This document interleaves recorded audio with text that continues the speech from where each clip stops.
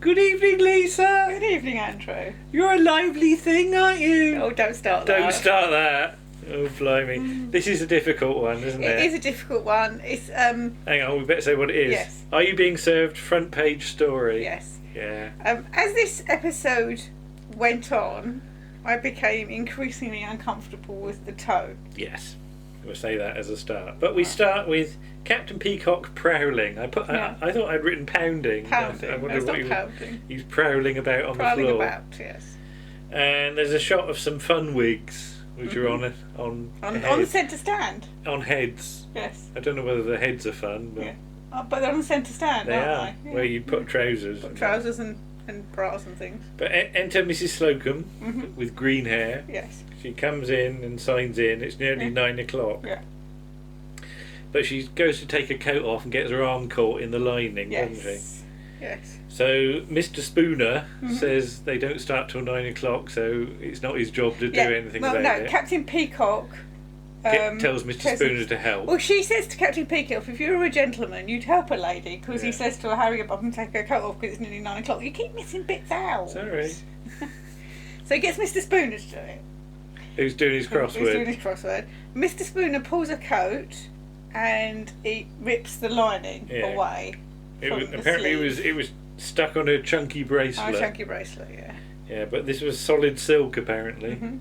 Yeah. I'm not sure you can have solid silk. I don't know, no, but she can't put in a claim because they're not open for another 21 seconds. Yeah. So the accident was in their own time. Yeah, then enter Miss Brahms. Yes. This is where it starts to go a bit wrong, doesn't it? Apparently she's been in a chauffeur-driven car and was molested. Now Captain Peacock at least starts off saying it must immediately be reported to the police and it's disgraceful and she'll get his full support. Yes. And it turns out to be an old Mr. Grace, doesn't it? Yeah, an old Mr. Grace. Eh? Turns out to be an old Mr. Grace. Old Mr. Grace. Because they're more than one. That's a bit worrying. Okay, it's probably like breeding, aren't they? Yes. But yeah, it's old Mr. Grace's car. And immediately Captain Peacock changes his mind. Won't support her. Yeah. So he comes in and he's got Miss Brahms's umbrella. Yes. What she left behind. And Captain Peacock had said something about getting the police and he wonders what that's about, and Captain Peacock sort of covers it by saying she was upset at losing her umbrella, and this is one of the ones I shuddered at. Old Mr. Gray says she'd be upset at losing anything. But the annoying awkward thing is that it seems to be perfectly okay for him to do this because of who he is. Yeah. But you see what I mean about old Mr. Grace being a lot less... I do. Yeah, he's a lot letchier than young Mr. Grace. Yeah. But she's got his gold watch and chain down her bosom. And it's a Hunter, apparently. Then there's a special delivery with Mr. Harmon and an assistant. They bring in a packing crate on a trolley, isn't it? And Captain Peacock doesn't like him being on the floor after 9. After 9 o'clock. No, the bell hasn't gone. No, I didn't hear it. No. But first of all, he says he could have a hot air balloon to waft it across. Yeah. Or maybe he should study Uri Geller and then he'd have the mental capacity to levitate it. Yeah. Or something. There's a message that comes with it. It turns out to be a cargo note from the docks where this has come from. They open the crate and Mr. Humphries emerges in full sailor gear, doesn't he? He does. With no band on his hat, though. No, I went to see if he had a name on, like HMS Teaser or something like that, but there's no name. And I like the way he gets applause for coming out of a crate as a sailor. And he went to a normal party on a ship, and he had Dranbury Shandy. Don't like the sound of that. And it wasn't long before they were puffing up an estuary, and he was playing poker with 2 big stokers, and somebody was holding a pair of queens. So So so he's lost his clothes. He did, which is why he's in the sailor outfit. Yeah. Just stop and imagine this scene. Yeah. Really, yeah. But later in Mr. Rumbold's office, I nearly put Mr. Rumbold's orifice. Oh my God, no, definitely not. No. They've done a requisition for clothes for Mr. Humphries, and later on he can hand them back and they can be shop soiled. Yes. He's described as quite an unusual person. Yes. Which is why Mr. Rumbold offers him a special job. And he's invited to sit down. Yes. Which is a great honour, isn't it? Because Captain Peacock isn't given this honour. And there's a great piece of acting from Frank Thornton at this point, where he sort of looks round for a chair. And he looks round for a chair. And there isn't one. There isn't one, yeah. But Mr. Grace wants a magazine full of gossip. An in-store magazine. An in-store magazine full of gossip and who's who. Mr. Humphries is up with the gossip and is a good mixer. So he's offered the editorship. Yes. Although he doesn't get any extra money for it. No. That's typical. Yes. But his name will be there, up in print. And he hopes it'll be bigger than that. Yes. So they decide on what's on in the store rather than what's up in the store. Yes. And he can have the photographic department at his disposal. Yes. Very late it turns out to be just Mr. Spooner. Mr. Spooner and a camera, so it's hardly a department, is it? They couldn't afford any extra people, would they? No, but maybe they could have a photo of Mr. Rumbold as a hard-working executive at his desk, and he wonders which is his best side. He'll get permission to leave the floor if he needs to do things, and it's only an in-store magazine, so he has to make it light and gay. Old Mr. Grace on the front page of the first issue might be a good idea, though. Yes. You could have a secretary on his knee, and that would improve the circulation. Yeah. So, cut to oh dear, old Mr. Grace with his nurse and his secretary, and they're sort of fighting over sitting on his knee, aren't they? Yes. Because first of all he has the secretary, and then the nurse wants to be there. Yeah, Mr. Spooner's taken the photo, and he looks through the sort of viewfinder and describes it as a scene from Dallas. What does that make old Mr. Grace? Who was old in Dallas? Jock, you mean? Jock. Right, okay. The father. Yeah, but one quick flash and it'll all be over. But they have to hurry up because the blood's starting to stop in his leg. And then it goes to sleep. So enter Mr. Harmon suddenly. Yeah. Opening the door, which knocks into Mr. Humphries, Yeah. and Mr. Humphries ends up on sort of spread-eagled over young old Mr. Grace's lap, and everybody's sort of going, "Ah!" like that, in what still looks a very posed photo when they actually have the snap. Well, it's not blurry to start with. No, that's true. There's no movement. Motion blur. It's as though everybody's posed for it. Yeah, but never mind. But yeah, in the canteen they're talking about sort of young women and older men, and apparently they appreciate sophistication. Right. I don't think they're going to get it from old Mr. Grace. No. There's some talk about Miss Hurst of Novelty Candles. Yes. And Mrs. Slocum says, sort of, women only do it for kindness and sympathy or something, don't they? And the fact that he's rich. Yeah. So Mr. Spooner says, would Miss Brahms sit on his knee for £1,000? And she might, but she wouldn't do it for £1. And his opinion is she's willing but expensive. Yes. Yeah. How do you think about Mr. Spooner at this point? Is he? It's more joking with Mr. Spooner, yes, I think, it's isn't not it? as leery. Leery, no. It all comes across. I think it's the way Mike Berry plays it. He plays it lighter. Yeah. Yeah. But he said if Mrs. Slocum sat on his lap, he'd need danger money and scaffolding. Yes. So yeah. But Mr. Humphries has sort of made some notes about things to write, and he says about the battle of the sexes and Mr. Spooner's macho charm, and Miss Brahms wants payment for her favours, and Mr. Spooner doesn't mind that bit. Miss Brahms doesn't like her description. No. Captain Peacock says they're overreacting. You know, this is the sort of thing you get in the papers. all the time. Then will he get a copy for his wife? Mm-hmm. Yes, because there's a bit about a femme fatale in novelty candles and flirtatious floor walker Captain Peacock, 55, and about what went on at the Christmas party, and he was banned from haberdashery for 3 months. Yes. Captain Peacock says they can all make life on the floor difficult for Mr. Humphries, but what about the freedom of the press? But yeah, just show us in a good light. So then talk turns to the pay rise that they didn't get. And there was a bonus that they were promised, but they didn't get the bonus because they didn't meet their targets, but they didn't know what their targets were. So Mr. Harmon comes in with some more gossip about Miss Hurst, who's apparently been linked with Mr. Grover from Bedding. Yes. And how old is Mr. Grover? He's the same age as Mr. Grossman. Yeah. Who's 12. But yeah, she must be exposed. Apparently she already was. Yeah. Meanwhile, TV's Michael Sharville Martin. Yay! TV's Michael Sharville Martin. That's his full name. That is his full name. Is eyeing up the fun wigs. He is.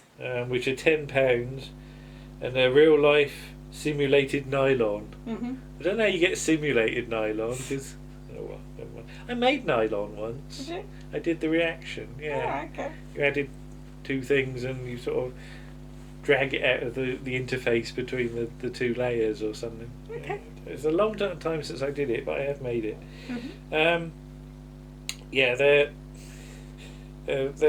He says that Miss Brahms's hair is very nice.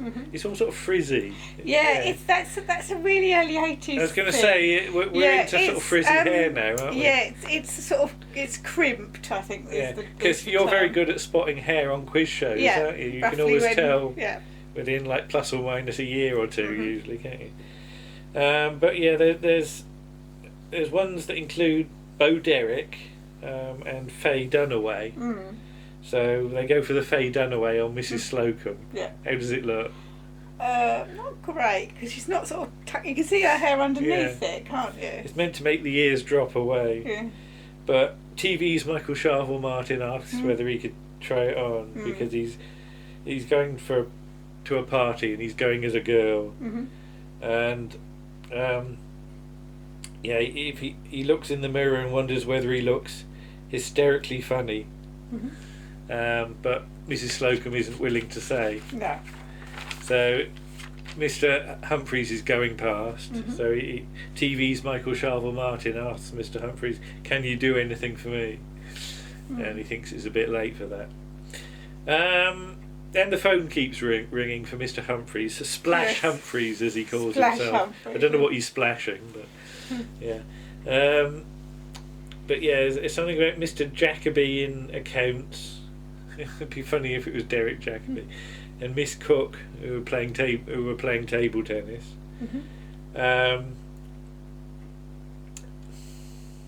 News desk too busy.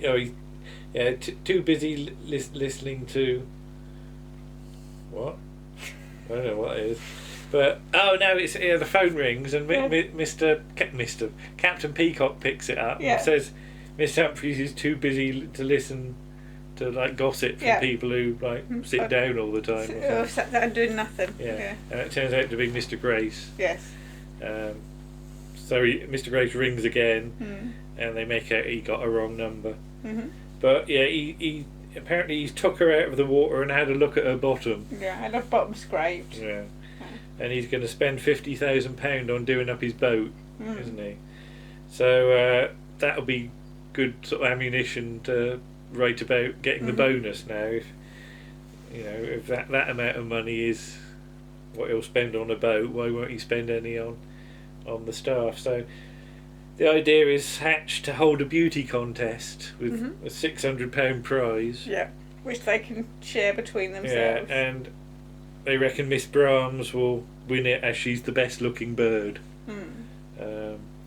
But yeah, the second part of the prize is a holiday trip on the boat with young Mr. Grace, which they'll keep with old Mr. Grace. Yeah, Sorry. I keep wishing it was young Mr. Grace. Yeah, it'd be less toxic if it was young Mr. Grace. But they'll keep it a secret from her. So yeah, Mr. Humphries goes off to get the presses rolling, and old Mr. Grace will judge the competition. The girls are changing, so we're on the floor now. Yeah. Love the fact it's held in their department because they've only got one set. They've got one set. Yeah. So Miss Hurst is there, and Mr. Harmon's got a couple of quid on Miss Brahms, and young Mr. Rumbold. I'm getting worse. Mr. Rumbold takes an interest when he hears what Miss Brahms's outfit might be, which is like corset and stuff. Yeah. So he comes down to have a look. So Captain Peacock's like the host of it and has to ask the questions and do the interview bit. Miss Brahms ain't taking part though because she's found out about the boat bit. And she's no way is she going on that. Mrs. Slocum calls her a selfish cow. Yeah. Which isn't very girl power, is it? It isn't, no. But yeah, Mrs. Slocum's going to sacrifice herself there. So she goes off to get changed. But they don't hold out much hope.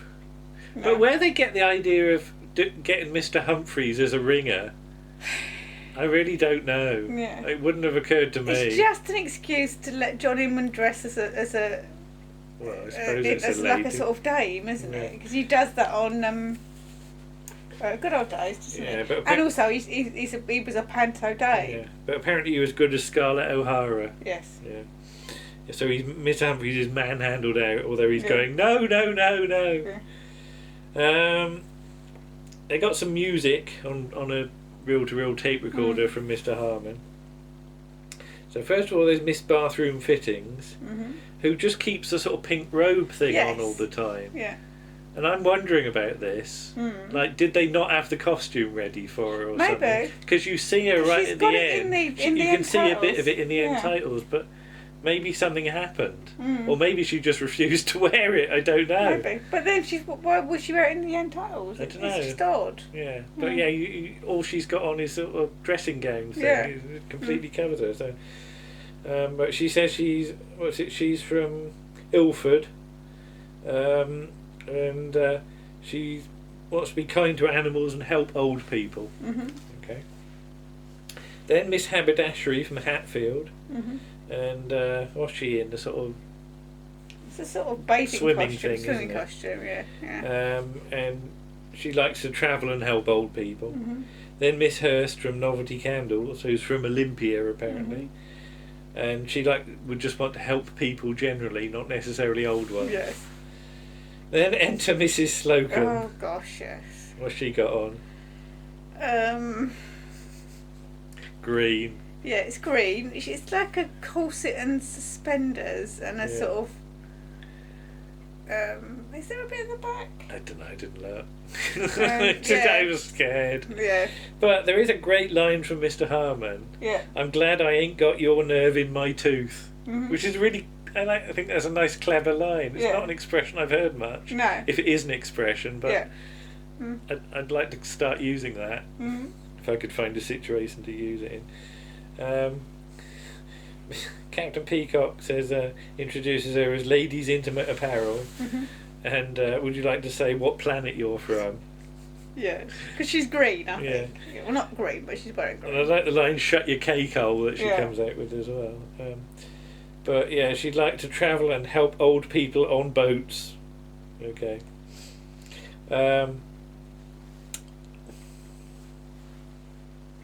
Yeah. Then enter Miss Do It Yourself, which is Mr. Humphries in a swimming costume. Yeah, and a big hat. And a big hat and a wig. And a sort of drapey thing at the back, isn't it? Or was that on his hat? That's on his hat. Pink thing hanging down. Yeah. And I must admit, this is going to sound really awful, but the first thing I did when he came down was look to see if you could... Look for his winkle. Yes. Maybe he's got a tap between his legs. Oh, here we go.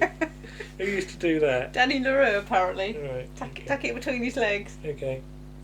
Did it work? I don't know. You never saw it, so. But he says his costume's choking him. Mm. Oh dear.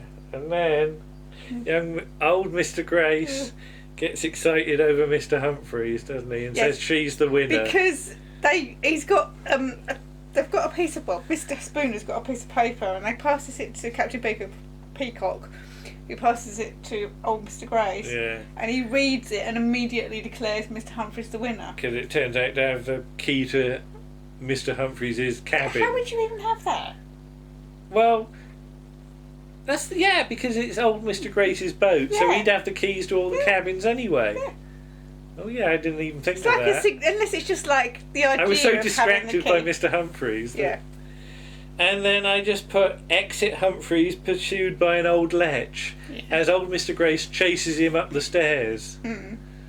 Yeah, and I'm glad they cut away at that point. But this is a prime example. I mean, I'd said it earlier, but this is the episode that I think solidifies my shudderation at old Mr. Grace. Shudderation, that's a good word. At old Mr. Grace's sort of lechery. Yeah. So. Yeah, and. So now you know what I mean. I think. I do. Yeah. Excuse me. And all I can say is you can tell it's written by men because it's all written from a man's point of view. But this is all perfectly harmless. And it's fine if you're in a position of power. It's the acceptance that is. Not even with hindsight, I don't think. Even at the time, I think you would have. But then, that's what it was sort of like. Then you accepted being lectured at. I mean, not like I was only 9 in 1981, but when I entered the workplace 8 or 9 years later, it did happen, and you did accept it. Yeah. You wouldn't now, because now there are procedures in place that you would complain to somebody and it would be stopped. But then, it sounds like you did accept it. Because I have a folk memory of one of the reasons I liked Mr. Humphries is that he didn't do that sort of thing. No, he didn't. No. Yeah. No, he likes men and women exactly the same. Yeah. Because all these jokes about, when he's talking about his friends and about being a man, and he said it was a man. Yeah. He's generally a woman. He's just friendly. Yes. Yeah. So it's interesting that.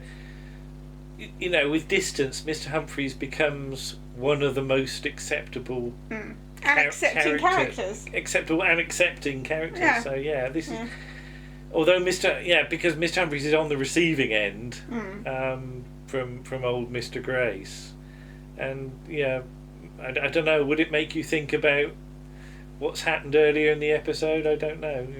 Well, yeah. Is it maybe a sort of an attempt to underline it or something? I don't think there's any intention of that at all. No. I don't think that they've even thought about it. Yeah, it's simply it's a joke. The cheap laugh, isn't it? The cheap laugh.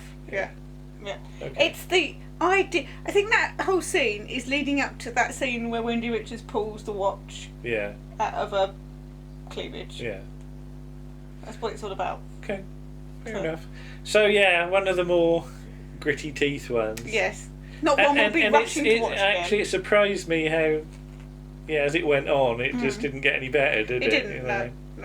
And I'm actually finding this series so far, with the exception of Is It Catching? Yeah.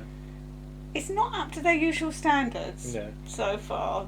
I can see why people think the later series are not as good, because the 2 episodes we've just recently watched have not been up to standard. Next week's episode is better. Yeah, what's next week? Sit Out. Oh yeah. Yeah, that is better. Up on the roof. Yeah. With the fireman. But and even that, but that's played more jokingly. But so far I have to admit to being a little disappointed on this rewatch. Okay. Well, there you are. So that's what we say. Yes, but we have to be honest. Yes. Okay. All right. There you go then. Okay. Bye-bye. Bye.